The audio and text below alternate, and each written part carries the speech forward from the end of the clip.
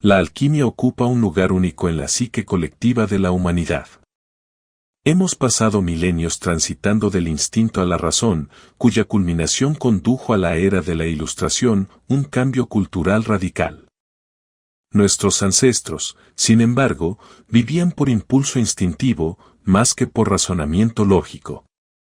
No pensábamos sobre nuestras acciones, simplemente las ejecutábamos.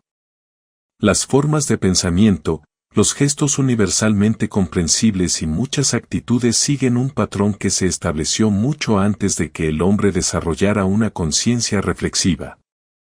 Las personas no tienen ideas, las ideas tienen personas.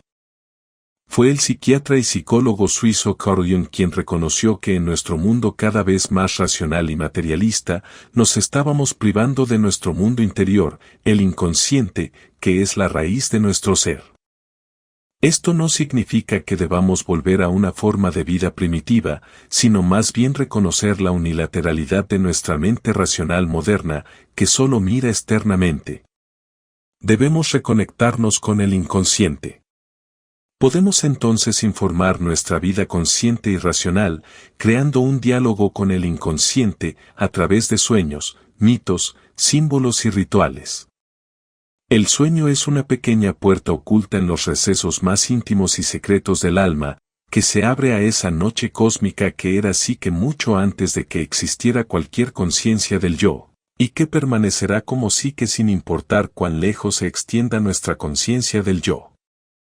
A mediados de sus 50 años, Jung descubrió la alquimia y dedicó los restantes 30 años de su vida a estudiarla, la cual prácticamente desenterró del basurero del pasado, pues era considerada pseudociencia, una reliquia olvidada de la historia y un campo de investigación despreciado que él había revivido repentinamente. Sin embargo, la alquimia era todo menos pseudociencia.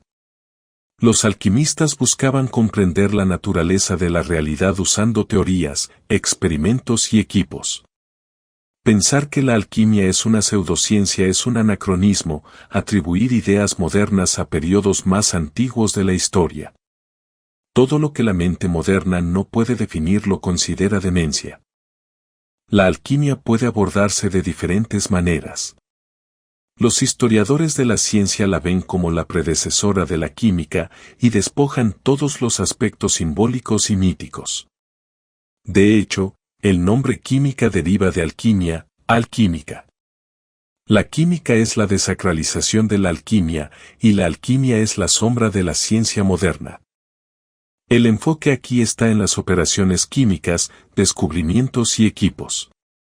Con sus experimentos, los alquimistas crearon sustancias químicamente puras para hacer vidrio, perfumes, pintura, pólvora y más, así como inventaron la destilación del alcohol. Los historiadores de la religión, por otro lado, se enfocan en los ritos históricos, los mitos y símbolos conectados con las obras alquímicas. Una de estas personas es el historiador rumano de la religión Mircea Eliade, quien ha escrito sobre esto en su libro, La forja y el crisol. El enfoque principal de Jung, sin embargo, no era como historiador, sino más bien viendo la alquimia desde una perspectiva psicológica. Él escribe, el redescubrimiento de los principios de la alquimia llegó a ser una parte importante de mi trabajo como pionero de la psicología. En sus 50 años, Jung había desarrollado la mayor parte de lo que se le conoce como fundador de la psicología analítica, tipos psicológicos, complejos, arquetipos, sincronicidad, el inconsciente colectivo, el sí mismo, individuación y mucho más, lo cual había estado estudiando y desarrollando desde su ruptura con Freud. Ahora, su enfoque era reforzar sus ideas de que el inconsciente colectivo es una realidad, que observó en muchos de sus pacientes y que el sí mismo se desarrolla a través de la individuación. Se interesó en encontrar otras fuentes como material comparativo para su psicología. Llamó a esto el método de amplificación, que permite subir el volumen del material inconsciente usando paralelos alquímicos, mitológicos, religiosos y culturales.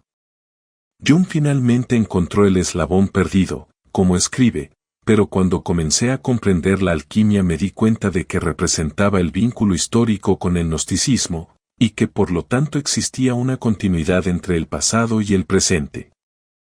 Fundamentada en la filosofía natural de la Edad Media, la alquimia formó el puente por un lado hacia el pasado, hacia el gnosticismo, y por el otro hacia el futuro, hacia la psicología moderna del inconsciente. Jung encontró que muchos de los símbolos alquímicos estaban abordando lo mismo que él estaba intentando captar en su trabajo psicológico anterior, y eran sorprendentemente similares a las imágenes oníricas de muchos de sus pacientes. Él creía que los símbolos alquímicos eran productos del inconsciente colectivo que aparecían a las almas atormentadas de los alquimistas, quienes eran precursores de su psicología analítica. Los textos alquímicos antiguos nos proporcionan una riqueza de conocimiento simbólico sobre la mente humana y los comportamientos humanos que continúan siendo vitalmente relevantes. Jung fue introducido por primera vez a la alquimia cuando su amigo Richard Wilhelm le envió una copia del antiguo libro alquímico taoísta de la vida, El secreto de la flor de oro. Jung se dio cuenta de que el Tao era un método para reunir lo que ha sido separado, es decir, la conciencia y el inconsciente, con el fin de alcanzar la totalidad psíquica mediante una unión de opuestos, que Jung llama el sí mismo. Esta es una idea alquímica que ocuparía a Jung por el resto de su vida, culminando en su última gran obra Mysterium Conscientiae. Al principio, Jung dudó en abordar la alquimia, dándose cuenta de cuánto trabajo implicaría. Sin embargo, llegó a la conclusión de que tenía que hacerse, pues había demasiado enterrado en el tema de la alquimia que era importante para una mejor comprensión de nosotros mismos. Jung comenzó primero con la alquimia oriental, pero pronto la alquimia occidental se convirtió en su enfoque principal. Antes de profundizar en la alquimia, primero exploraremos la idea de la totalidad y el sí mismo. Todos nacemos completos, pero somos fragmentados a medida que ganamos un sentido del yo. Esto se conoce como el eje ego-sí mismo, donde la primera mitad de la vida es la separación ego-sí mismo, y la segunda mitad de la vida es la reunión ego-sí mismo. Hay una línea que conecta al ego con el sí mismo, como un canal. Jung escribe, el sí mismo no es solo el centro sino también toda la circunferencia que abraza tanto lo consciente como lo inconsciente, es el centro de esta totalidad, así como el ego es el centro de la conciencia. Cuando el ego se convierte en la única fuente de identidad en nuestra vida, desestimamos la otra mitad de nuestra personalidad, el inconsciente, resultando en unilateralidad y disociación psíquica. Nuestra tarea es recuperar nuestra unidad original que teníamos como infantes antes de desarrollar el ego. Esto se conoce como totalidad original, el yo original. Volverse como un niño no es una regresión, sino una recuperación de la unidad.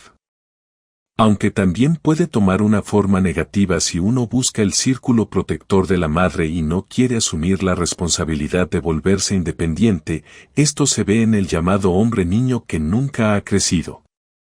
Todos tenemos un niño interior arquetípico en nosotros, incluso a medida que envejecemos. La idea del puera eternus o juventud eterna, integrar este arquetipo en nuestra edad adulta puede ser altamente beneficioso. Para Nietzsche, el niño es la metamorfosis final para convertirnos en quienes realmente somos. El niño es inocencia y olvido, un nuevo comienzo, un juego, una rueda que gira por sí misma, un primer movimiento, un sagrado sí. El juego es una parte esencial de nuestra vida y tristemente se coloca en segundo plano cuando crecemos y desarrollamos nuestro ego, aunque inconscientemente lo anhelamos. Los niños proyectan significado en los objetos y viven en el animismo, donde los objetos se animan en formas vivientes. El sujeto está más conectado con los objetos. Jung escribe, el principio dinámico de la fantasía es el juego, una característica también del niño, y como tal aparece inconsistente con el principio del trabajo serio. Pero sin jugar con la fantasía ningún trabajo creativo ha llegado jamás a nacer. La deuda que debemos al juego de la imaginación es incalculable. Integrar a nuestro niño interior conduce a un estado elevado de conciencia que no poseíamos cuando nacimos. Nacemos integrados, nos desintegramos y debemos reintegrarnos, ese es el proceso de autorrealización. No hay integración sin desintegración. La totalidad se logra a través del trabajo interior constante, solo después de 100 días de trabajo consistente, solo entonces la luz es genuina, solo entonces uno puede comenzar a trabajar con el fuego espíritu. La luz es un estado agudo de conciencia que descubre áreas del inconsciente que usualmente están cubiertas. Jung escribe, ya es hora de que nos demos cuenta de que es inútil alabar la luz y predicarla si nadie puede verla. Es mucho más necesario enseñar a la gente el arte de ver. Volverse completo no es un proceso lineal, sino más bien de circunambulación, un proceso en el cual todo se relaciona con el centro. Jung escribió, comencé a comprender que el objetivo del desarrollo psíquico es el sí mismo. No hay evolución lineal, solo hay una circunambulación del sí mismo. Esta visión me dio estabilidad, y gradualmente mi paz interior regresó. Sabía que al encontrar el mandala como expresión del sí mismo había logrado lo que para mí era lo último. Quizás alguien más sabe más, pero yo no. Estar en el centro es ser liberado de la ansiedad, el sufrimiento y la desesperanza, que son los aspectos del borde del círculo, lo temporal, dinero, placer, fama, poder, etc. Un manuscrito medieval retrata a un rey que vive en el borde de la rueda, que se mueve en un proceso interminable de, estoy reinando, he reinado, he perdido mi reino, y reinaré. En el centro está la figura de Cristo, un símbolo del sí mismo. Estar en el centro es experimentar éxtasis, estar fuera de uno mismo sin dejar de ser uno mismo. Los filósofos griegos antiguos llamaron a esto el estado de apatheia, no debe confundirse con apático, es un estado de sabiduría y tranquilidad, de no ser perturbado por las fluctuaciones emocionales salvajes de uno, de ser indiferente a lo que te sucede en la vida y seguir con lo que sea que la vida te arroje. Al observar lo que realmente sucede, en lugar de nuestra percepción de lo que sucede, permite calmar nuestro tornado interior y pasiones terrenales. Los estoicos practicaban lo que se conoce como la dicotomía del control, enfocarse en lo que está bajo tu control, y no en lo que está fuera de tu control.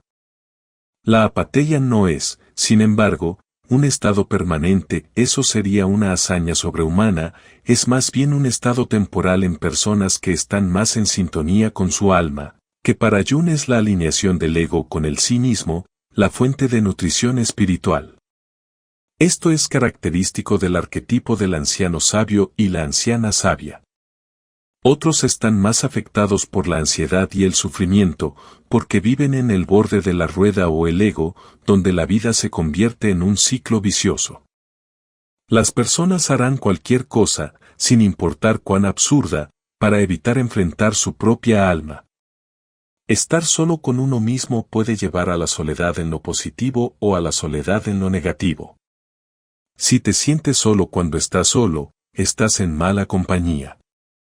Pasar algo de tiempo a solas con uno mismo y con el propio inconsciente puede ser una rica fuente de nutrición espiritual y es clave para la autorrealización. Es solo confrontando nuestro inconsciente que podemos volvernos completos. Jung escribe, como médico es mi tarea ayudar al paciente a lidiar con la vida. No puedo presumir de juzgar sus decisiones finales, porque sé por experiencia que toda coerción, ya sea sugestión, insinuación o cualquier otro método de persuasión, en última instancia resulta ser nada más que un obstáculo para la experiencia más alta y decisiva de todas, que es estar a solas con su propio ser, o como quiera que uno elija llamar la objetividad de la psique. El paciente debe estar solo si ha de descubrir qué es lo que lo sostiene cuando ya no puede sostenerse a sí mismo. Solo esta experiencia puede darle una base indestructible. Ahora que tenemos una noción básica de la idea de totalidad, comenzaremos con los orígenes y la historia de la alquimia. La etimología de alquimia es de origen incierto. Se dice que deriva del árabe almij, siendo al el prefijo para él, La palabra viene del antiguo nombre de Egipto, Kemet, que significa las tierras negras, los suelos fértiles a lo largo del río Nilo, distintos de las tierras rojas del desierto. Por lo tanto, la alquimia puede verse como el arte egipcio o el arte negro. Otros creen que la palabra árabe deriva de la palabra griega kimeia, que significa unir o verter juntos. El término alquimia bien puede ser una mezcla de estas diferentes fuentes. No está claro dónde apareció primero la alquimia, si fue en Egipto, China, India o algún lugar en el Medio Oriente, o si sucedió en varios lugares al mismo tiempo. Muchos de ellos intercambiaron sus diferentes creencias, prácticas y conocimientos a lo largo de la ruta de la seda, que también era una ruta intelectual. Según muchos estudiosos, sin embargo, la alquimia se remonta a Egipto. Los filósofos presocráticos y griegos antiguos trataban principalmente con el pensamiento racional y los principios naturales para comprender el mundo, e hicieron pocos o ningún experimento. Ellos idearon los conceptos básicos que todavía son válidos en la física moderna, los conceptos de materia, espacio, tiempo y el átomo, y muchos de ellos buscaron comprender el mundo a través de uno de los 4 elementos: fuego, agua, aire y tierra. Los egipcios, por otro lado, trataban principalmente con la materia, y aunque tenían ideas religiosas, no poseían la base filosófica que tenían los griegos. Una enorme cantidad de la energía de los egipcios se dirigía a la vida después de la muerte, y su preocupación principal era que se realizaran los tipos correctos de rituales para que la vida eterna después de la muerte estuviera asegurada de la manera correcta. La distinción entre materia y espíritu no fue hecha por los egipcios. Si ibas a tener vida eterna, necesitabas un cuerpo que viviera para siempre. Ese era el propósito de la momificación. El procedimiento químico principal consistía en bañar el cadáver en una base de bicarbonato de sodio. La raíz de la palabra latina natrium, sodio, es la palabra egipcia NTR, que significa Dios. La momificación significaba bañar el cadáver en sustancia divina hasta que estuviera completamente empapado en ella. Como tal, uno se volvía eterno e idéntico al cosmos. Las tendencias de la civilización griega y egipcia se unieron en un matrimonio muy fructífero, del cual la alquimia fue su hijo. Como tal, la alquimia nació como un híbrido de filosofía griega y transformación material y simbolismo egipcio. La figura central en la alquimia es Hermes Trismegisto, o Hermes 3 veces grande, cuyo nombre deriva del antiguo dios egipcio Tot, y su contraparte griega Hermes, el mensajero de los dioses y Psicopompo. La filosofía de Hermes se conoce como hermetismo, y él es el autor de la tabla esmeralda, que se supone contiene todo el conocimiento de la filosofía y práctica de la alquimia, en solo unas pocas líneas. Es la fuente de quizás la máxima alquímica más importante, como es arriba, es abajo. El mundo interior, microcosmos, y el mundo exterior, macrocosmos, son uno y lo mismo, como es adentro, es afuera. El reino inmortal y eterno del mundo interior corresponde a la realidad física inmortal del mundo exterior que todos experimentamos. A través de transformarnos a nosotros mismos, transformamos el mundo. A través de transformar el mundo, nos transformamos a nosotros mismos. La conciencia humana se expande y abraza la conciencia cósmica. La gota regresa al océano y la chispa a la llama. En su libro, Jung y la imaginación alquímica, Jeffrey Rapp divide la historia de la alquimia en 3 fases principales: alquimia helenística, desde el 200 a.C. hasta el 600 después de Cristo. Alquimia árabe, extendiéndose hasta aproximadamente el 1000 después de Cristo, y alquimia latina, continuando desde aproximadamente el 1100 hasta el 1700. La historia de la alquimia atravesó su propio proceso de muerte y renacimiento. El alquimista Zósimo escribió sobre María la profetisa, a quien algunos estudiosos consideran como una de las fundadoras de la alquimia. Ambos vivieron en el Medio Oriente, alrededor del 200 o 300 después de Cristo. La alquimia buscaba descubrir el misterio de la materia. Al transformar la materia, uno transformaba el espíritu. Por ejemplo, tener buena salud física era importante, porque corresponde a buena salud mental, y así sucesivamente. Para el 600 después de Cristo, la alquimia comenzó a desaparecer como disciplina espiritual. Más tarde sería revivida en las conquistas musulmanas cuando los árabes descubrieron los textos alquímicos griegos y egipcios y continuaron la tradición. Los más interesados en la alquimia fueron los sufíes, quienes escribieron sobre la imaginación, el poder de la mente y los estados visionarios. Jabir Nayyan es considerado el más famoso de los alquimistas árabes, quien se supone murió alrededor del 800 DC. La alquimia nuevamente comenzó a desvanecerse hasta que sucedió otra guerra. Esta vez fueron las cruzadas. Los cruzados descubrieron los textos griegos que los árabes habían tomado y los trajeron de vuelta a Europa. Esto inició el periodo latino de la alquimia. Uno de los alquimistas más famosos de este periodo fue Paracelso, quien estaba más interesado en el lado médico y práctico de la alquimia. También estaba interesado en la creación del homúnculo, la representación de un pequeño ser humano artificial. Alrededor del siglo XVIII, nació el método científico, y la alquimia fue tachada de fraudulenta, sin sentido y herética. La gente comenzó a enfocarse en el atraso y la superstición del pasado, y la ilustración y el mundo racionalista de la modernidad. Sin embargo, uno de los más grandes científicos, Isaac Newton, continuó estudiando la alquimia por el resto de su vida y produjo alrededor de 1.000.000 de palabras en obras alquímicas. Después de su muerte, la mayor parte fue quemada, por temor a arruinar su reputación. No fue hasta el siglo XX que Jung trajo la alquimia de vuelta a la vida como psicología. La alquimia es conocida popularmente como el arte de la transmutación, más notablemente, convertir el plomo en oro. Este proceso se conoce como crisopea, fabricación de oro. El plomo a menudo se asociaba como el más bajo de los metales, es opaco, blando, bastante inútil para hacer herramientas, y venenoso.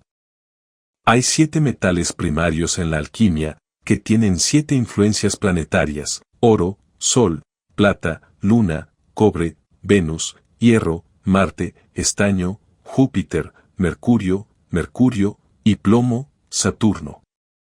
Para los hindúes, estos también corresponden a los 7 chakras en el cuerpo. Si los alquimistas pudieron alguna vez producir oro artificial es desconocido. Parecía ser el objetivo de los alquimistas y compuso miles de años de comportamiento serio. Para Jung, sin embargo, la tarea era y siempre ha sido psicológica. El producto final no es de naturaleza material, sino más bien espiritual. La alquimia es el arte de expandir la conciencia, de la autorrealización. Hay en las cosas naturales una cierta verdad que no puede verse con el ojo exterior, sino que es percibida solo por la mente, y de esto los filósofos han tenido experiencia, y han comprobado que su virtud es tal como para obrar milagros. Transformaos de piedras muertas en piedras filosóficas vivientes.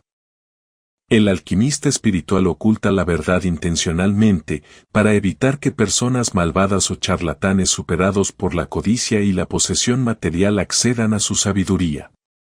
Había muchos alquimistas diletantes que no lograron comprender la naturaleza espiritual y psicológica de la alquimia como transformación interior. Además, ocultar la verdad ayudó a protegerlos de la persecución de fanáticos religiosos, ya que se consideraba herética y resultaría en una sentencia de muerte. Los alquimistas no solo se preocupaban por el plomo, sino también por transformar el tipo más bajo de materia que uno pueda imaginar, carne podrida, orina, veneno, heces, etc., en la expresión del tipo más alto de materia, el oro. Esto se conoce como materia base o primera materia, que es la única cosa que compone todo en el universo y es la fuente de la vida. Hay cientos de sugerencias diferentes para esta sustancia elusiva. Psicológicamente, puede definirse como nuestra propia conciencia. Un dicho alquímico famoso es, in sterquilinis invenitur, en la inmundicia se encontrará.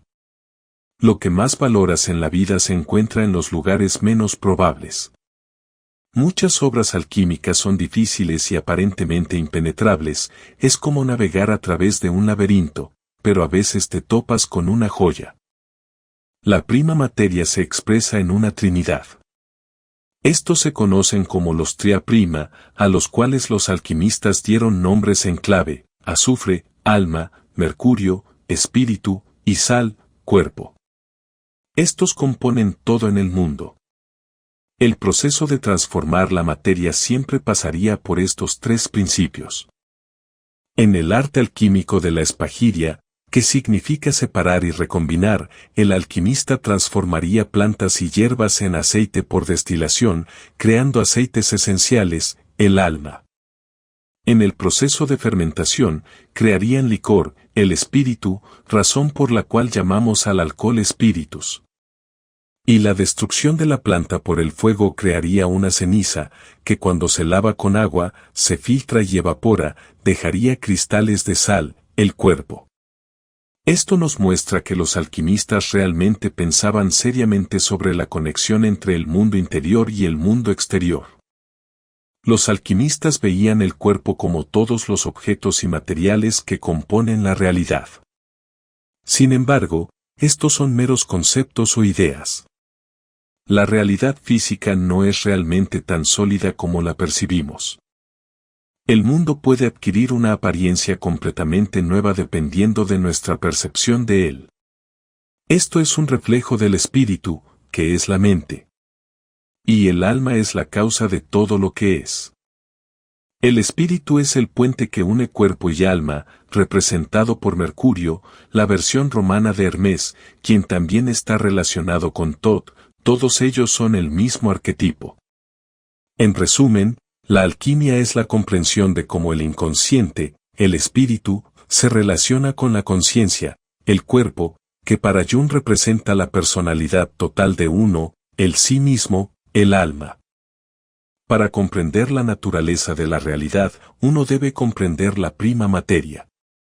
Al descomponerla en sus partes componentes, el alquimista luego reuniría las partes de tal manera como para crear una nueva sustancia.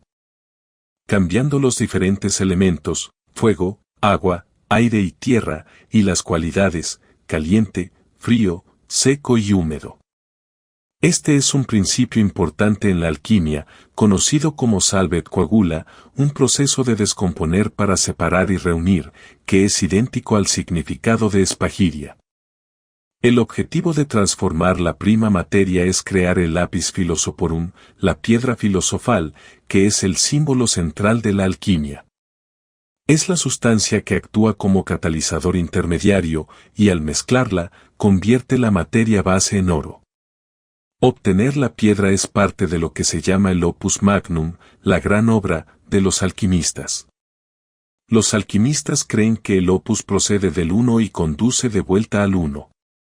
Esto se expresa en el famoso axioma de María, un tema recurrente en la alquimia y símbolo de totalidad, que Jung cita: uno se convierte en dos se convierte en tres, y del tercero sale el uno como el cuarto.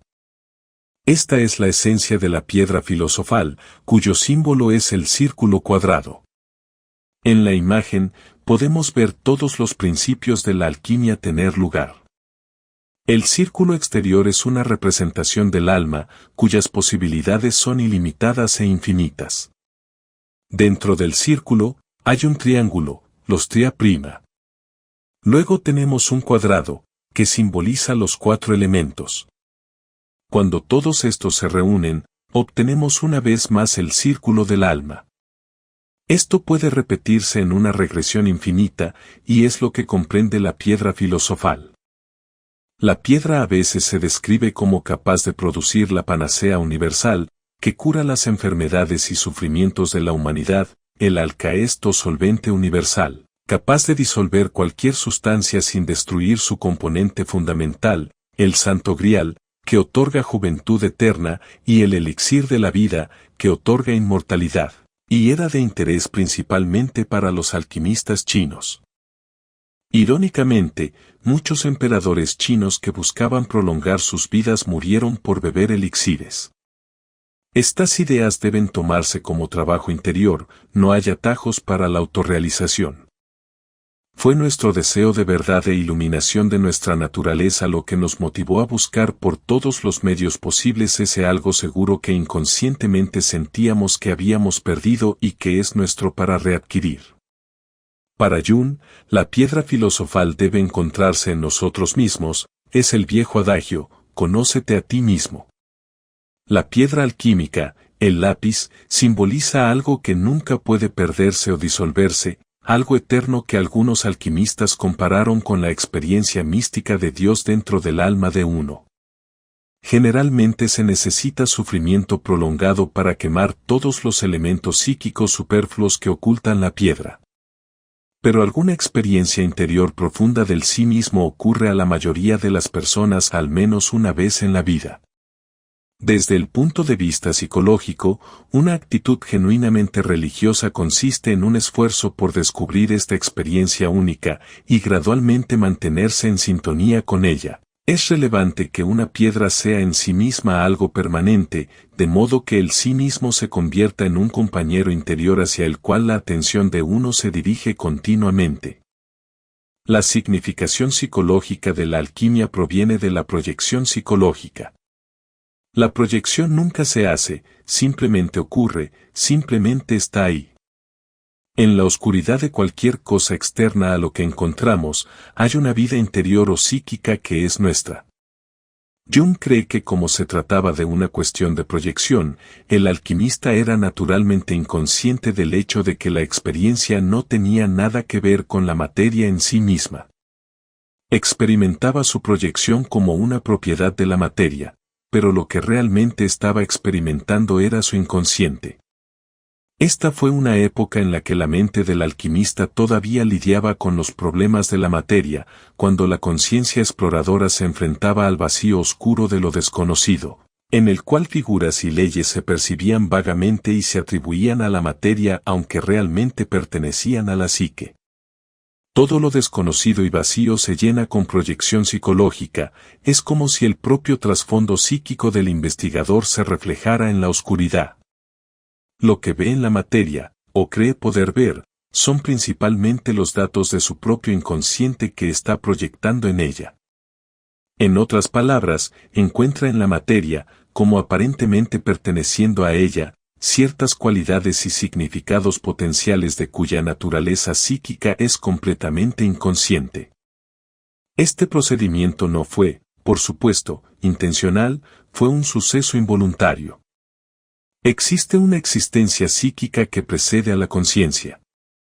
De vez en cuando, recibimos mensajes de este reino a través de sueños, fantasías, intuiciones, visiones, etc. Y es de estos que extraemos la conclusión de una existencia psíquica en nosotros mismos que es totalmente diferente a nuestra mente consciente.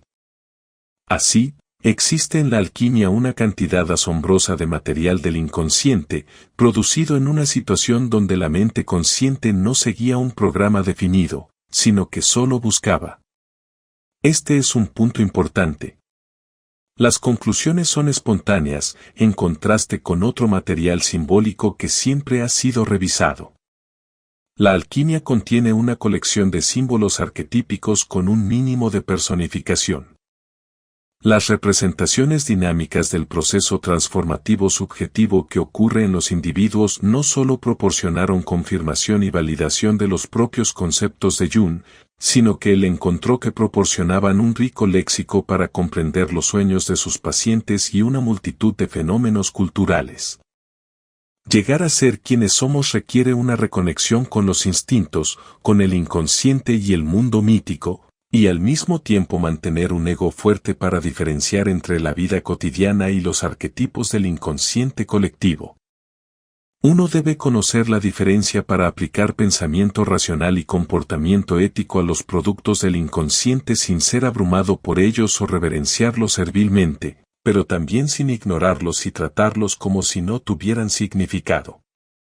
Cuando uno se cierra completamente del inconsciente, también se cierra de la energía que proviene de estos símbolos. Esto puede llevar a la alienación y la depresión. La meditación, la oración, los sueños, etc., son todos procesos curativos que nos permiten reintegrar nuestros yo's fragmentados, alinearnos y estar en armonía con nosotros mismos. Esto no se puede hacer mediante razonamiento lógico, es un modo de ser participativo y existencial. La unión de los opuestos en un nivel superior de conciencia no es algo racional, ni es una cuestión de voluntad, es un proceso de desarrollo psíquico que se expresa en símbolos. La manera de atraer al inconsciente hacia la conciencia es interactuando con símbolos, que son el lenguaje del inconsciente. Estamos constantemente rodeados de símbolos en nuestra vida diaria, esto ha sido así desde tiempos inmemoriales. Y aunque somos menos conscientes de ellos que nuestros ancestros, porque hemos creado un entorno y estilo de vida artificial que en muchos casos va en contra de nuestros impulsos instintivos, todavía están muy vivos en nuestro inconsciente y juegan un papel importante en nuestras vidas. Buscar símbolos es como pescar en el océano del inconsciente. Llevar demasiados hará que tu barca se hunda, esto representa la inflación del ego y la soberbia, pero no llevar símbolos en absoluto te hará sentir vacío, y sin energía, la vida aparece sin ningún color, la vida se vuelve sin sentido. Como un pescador que regresa a casa después de un largo día sin peces, el alma permanece hambrienta. Jung desarrolló su propia técnica para interactuar con símbolos, que llamó imaginación activa. El inconsciente tiene 1000 maneras de extinguir una existencia sin sentido con sorprendente rapidez. El trabajo de los alquimistas está lleno de símbolos. Como el uróboros, el devorador de cola, que representa una serpiente o dragón comiéndose su cola.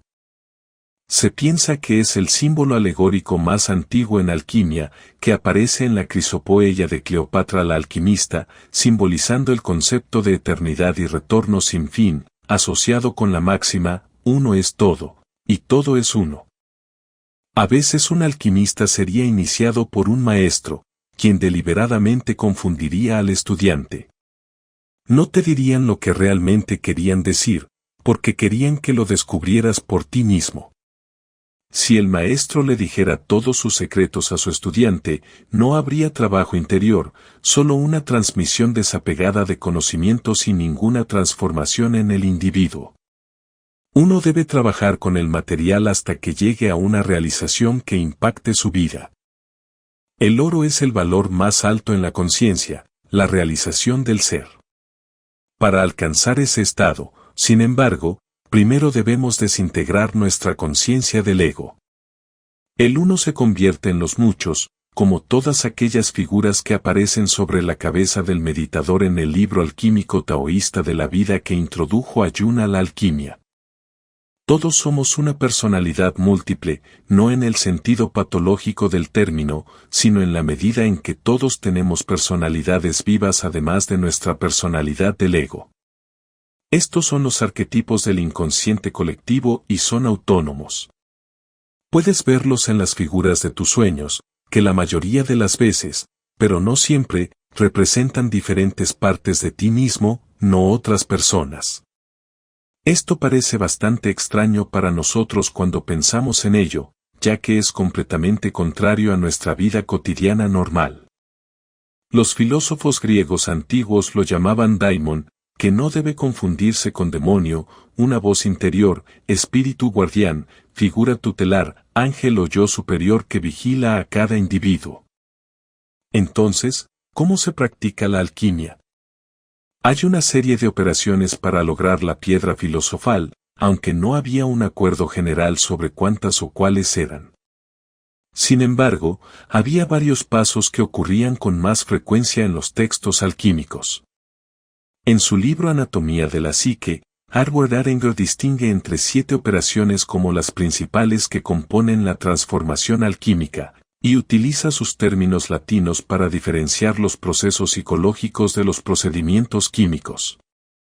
Estas son calcinatio, solutio, coagulatio, sublimatio, mortificatio, separatio y coniunctio. Puede parecer un proceso lineal, pero no lo es.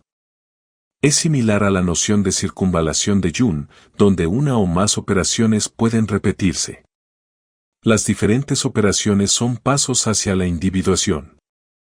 El fuego es un símbolo central en la alquimia. La alquimia es el arte del fuego, y los alquimistas, filósofos del fuego. La primera operación es la calcinatio, el proceso de quemar una sustancia hasta que se reduce a ceniza fina. Cuando el alma es consumida por el fuego, es lujuriosa, celosa, frustrada o enojada. El fuego es activo, enérgico e instintivo.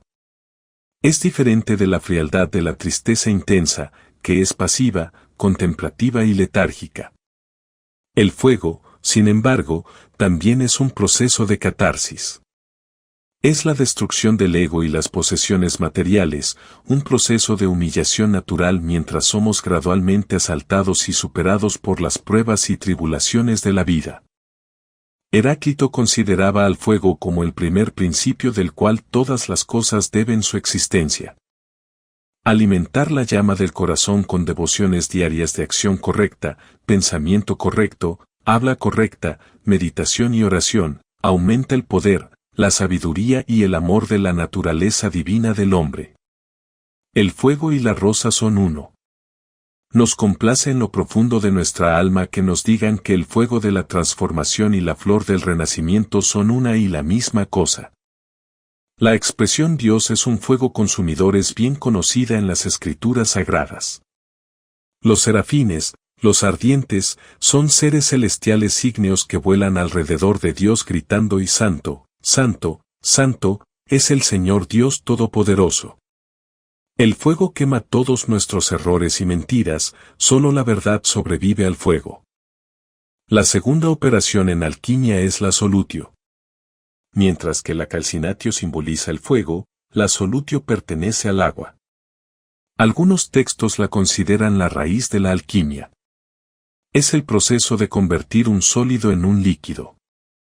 Es una disolución adicional del ego e inmersión en las profundidades oscuras del océano, el inconsciente. La tercera operación es la coagulatio, que representa la tierra, convirtiendo el líquido de nuevo en un sólido. Toma una forma fija, pesada y permanente. Es la caída del espíritu a la carne, del cielo a la tierra. Que algo se haya convertido en tierra significa que se ha concretado en una forma particular, se ha apegado a un ego. Exponerse a la vida cotidiana y al trabajo duro solidifica la personalidad de uno. Jung escribió, he vivido sin electricidad y atiendo yo mismo la chimenea y la estufa. Por las tardes, enciendo las viejas lámparas. No hay agua corriente, y bombeo el agua del pozo. Corto la leña y cocino la comida. Estos actos simples hacen al hombre simple, y qué difícil es ser simple. Es importante tener un ancla fuerte en la realidad al interactuar con el inconsciente, y no perderse en el pensamiento abstracto, en detrimento de la vida práctica, lo que conduce a la depresión y la melancolía. Las acciones hablan más fuerte que las palabras. Además, cuando uno toma responsabilidad al hacer conscientes los contenidos inconscientes, uno se dirige hacia la autorrealización. La palabra humildad viene de la palabra latina humus, que significa tierra. Una persona humilde está con los pies en la tierra. Humano se deriva de la misma palabra, uno que está arraigado. La humildad contiene una rica fuente de nutrientes, que nos cura. La cuarta operación es la sublimatio, perteneciente al aire. Convierte el material en vapor, que surge de la parte superior del vaso alquímico y era visto como espíritu, en contraste con lo material.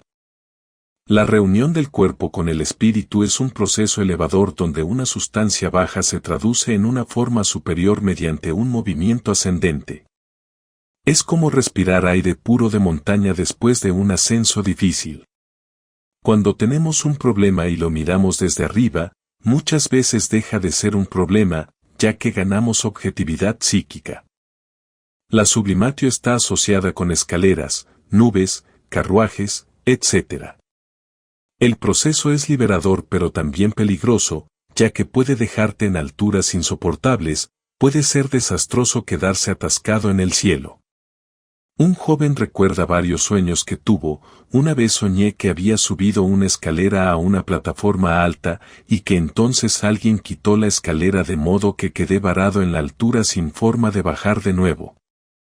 Otra vez estaba subiendo una escalera a millas sobre la superficie de la tierra con algo que me impulsaba hacia adelante. No me atrevía a mirar hacia abajo por miedo a marearme y soltar el peldaño. Uno necesita un ascenso tanto como un descenso. Esta es la paradoja. Nietzsche expresa esto bellamente: el hombre es una cuerda, atada entre la bestia y el superhombre, una cuerda sobre un abismo.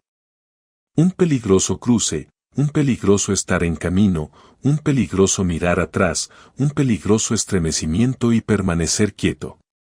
Lo que es grande en el hombre es que es un puente y no un fin, lo que es amable en el hombre es que es un sobrepasar y un bajar. Como dice un dicho alquímico, sublima el cuerpo y coagula el espíritu. El movimiento ascendente eterniza, el movimiento descendente personaliza. Este proceso se expresa en la tabla esmeralda, que se refiere al único principio de la alquimia: asciende de la tierra al cielo, y desciende nuevamente a la tierra, y recibe el poder de arriba y de abajo. Así tendrás la gloria del mundo entero. Por lo tanto, toda oscuridad huirá de ti. Nuestra felicidad no debe basarse en algo que es ilusorio. Cuanto menos deseos terrenales tiene uno, más rico se vuelve verdaderamente. Las ilusiones nos atan a un falso sentido de limitación humana, y nos esclavizan seduciéndonos a indulgir en cosas que obstaculizan el desarrollo del alma. El resto de las operaciones toman una forma diferente a los 4 elementos. Durante el proceso de transformación de la materia, los alquimistas verían diferentes etapas o cambios de color: lanigredo, ennegrecimiento, albedo, blanqueamiento, citrinitas, amarillamiento, y rubedo, enrojecimiento. Después del siglo XV, sin embargo, los colores se redujeron a 3, y el amarillo cayó en desuso o rara vez se mencionaba, ya que se fusionó con la etapa final. Lanigredo es una muerte espiritual. Solo al tener el coraje de dejar ir las viejas ideas y limitaciones que bloquean el desarrollo de uno puede abrir la puerta a una nueva perspicacia, transformándose en un nuevo ser. Como escribió Nietzsche, la serpiente que no puede mudar su piel tiene que morir. Al igual que las mentes que se les impide cambiar sus opiniones, dejan de ser mente. La guía para esta perspicacia no es solo la experiencia acumulada en la vida, sino también escuchar al inconsciente, que es nuestra guía última en la vida. El sujeto debe estar abierto y consciente de su inconsciente y aproximarse a él de manera honesta. Lanigredo representa la 5ª operación alquímica, la mortificatio. Podemos observar este proceso en la naturaleza, como la descomposición de cuerpos, la caída de las hojas, la putrefacción de los frutos, etc., donde los nutrientes se reciclan de vuelta a la tierra. La idea de algo que se vuelve negro es la materia que comienza a morir y pudrirse, putrefactio. Lanigredo es vista como la más negativa de las operaciones, y a menudo se refiere a ella como un negro más negro que el negro, un lugar sin luz. Es la noche oscura del alma. El proceso es una purga de la horrible oscuridad de nuestra mente. Esta etapa está representada por el cuervo, e incluye muerte, sufrimiento, dolor, depresión, soledad, cansancio de la vida y suicidio. Se ve en aquellos que experimentan una crisis de significado en la vida, que sienten como si fueran tragados por el suelo, y la única salida es comenzar su trabajo interior. El estado de horror, sin embargo, es tan insoportable que buscamos cualquier cosa para apagarlo, y así nos adormecemos con el placer. Cuando comenzamos a sentirnos incómodos y conscientes de que algo no está bien, pero no sabemos qué es, estamos en un estado de masa confusa, de caos interior. Es la voz de la vida no vivida. Si prestamos atención a esto, comenzamos a ver cosas que no nos gusta ver en nosotros mismos, pero que pueden ser muy valiosas. En este estado, uno debe preguntarse, ¿cuál es la siguiente cosa correcta que realmente puedo hacer, aparte de nada? La nigredo es un momento de máxima desesperación, que es un requisito previo para el cambio y la transformación. Es un proceso de separar el trigo de la paja. Cuando llegas a esa soledad contigo mismo, cuando estás eternamente solo, te ves forzado hacia tu interior y estás obligado a tomar conciencia de tu trasfondo. La puerta a la paz es estrecha, y nadie puede entrar sino a través de la aflicción del alma. Para Jung, la nigredo es la confrontación con la propia sombra y material inconsciente. Escribe, el autoconocimiento es una aventura que nos lleva inesperadamente lejos y profundo. Incluso un conocimiento moderadamente comprensivo de la sombra puede causar una buena cantidad de confusión y oscuridad mental, ya que da lugar a problemas de personalidad que uno nunca había imaginado remotamente antes. Solo por esta razón podemos entender por qué los alquimistas llamaban a su nigredo melancolía, un negro más negro que el negro. En el punto más alto de la desesperación y la oscuridad, sin embargo, es donde de repente viene una iluminación desde arriba. No hay luz sin sombra y ninguna integridad psíquica sin imperfección. Para completarse, la vida no llama a la perfección sino a la plenitud, y para esto se necesita la espina en la carne, el sufrimiento de los defectos sin los cuales no hay progreso ni ascenso. Es el arquetipo del sanador herido, estar en casa en la oscuridad del sufrimiento y allí encontrar gérmenes de luz y recuperación. Este es un proceso curativo, Jung llama a este proceso en antiodromía, la unión de los opuestos. Cuanto mayor es la tensión, mayor es el potencial. Una gran energía brota de una tensión correspondientemente grande de opuestos. Antes de la segunda etapa, la albedo, hay una fase transitoria llamada cauda pavonis, la cola del pavo real, en la que aparecen muchos colores. La albedo es el lavado de las impurezas, un bautismo, representado por la paloma. Esto conduce al sexto paso, la separatio, la conciencia de los opuestos, de la nigredo y la albedo. En este punto se alcanza el primer objetivo principal del proceso. La albedo es muy apreciada por muchos alquimistas como si fuera el objetivo final. Es la condición femenina o lunar, que permite crear plata. Sin embargo, algunos sometían la materia blanca a otra muerte, volviéndose negra una vez más. Si tenía éxito, conduciría a la etapa final, la rubedo. El color rojo está asociado con el sol, el oro y la piedra filosofal, poniendo fin a la gran obra. Buscad la frialdad de la luna y encontraréis el calor del sol. Este es el despertar, donde el fénix se eleva y renace del fuego. Dejamos de temer la oscuridad, una vez que sabemos que el fénix en nosotros se levantará de las cenizas. Solo aquello que puede destruirse a sí mismo está verdaderamente vivo. El rojo y el blanco son el rey y la reina, el sol y la luna, quienes en esta etapa pueden celebrar el hieros gamos, matrimonio sagrado, conduciendo a la etapa final, la coniunctio. Este paso fue particularmente importante para Jung y representa la reunificación de la prima materia, creando la piedra filosofal. Es la totalidad del mercurio hermafrodita, las imágenes del alma contrasexual, anima y animus, la unión de opuestos que restaura a uno al ser. Jung escribe, Mercurio está al principio y al final de la obra, es la prima materia, el caput corvi, cabeza de cuervo, la nigredo, como dragón se devora a sí mismo y como dragón muere, para resucitar como el lápiz. Es el juego de colores en la cauda pavonis y la división en 4 elementos. Es el hermafrodita que estaba en el principio, que se divide en la dualidad clásica de hermano-hermana y se reúne en la coniunctio, para aparecer nuevamente al final en la forma radiante del lumen novum, nueva luz, la piedra. Es metálico pero líquido, materia pero espíritu, frío pero ardiente, veneno y sin embargo bebida curativa, un símbolo que une todos los opuestos. La alquimia es un proceso de muerte y renacimiento espiritual. La muerte es el fin o la transición a una nueva experiencia. Es el viaje del héroe en el que todos participamos. El llamado a la aventura que conduce a una confrontación con nuestro dragón, nuestro peor miedo, evento, persona o recuerdo largo evitado, una búsqueda difícil que puede requerir muchos intentos para completarse. La recompensa es acceder al cofre del tesoro de nuestro oro interior, es decir, la muerte psicológica de nuestro viejo yo y el nacimiento de un yo nuevo y más capaz, con un elixir para compartir la experiencia con otros. El fin del trabajo alquímico fue concebido como autoconocimiento. La alquimia busca curar el sufrimiento de la mente humana, del alma humana.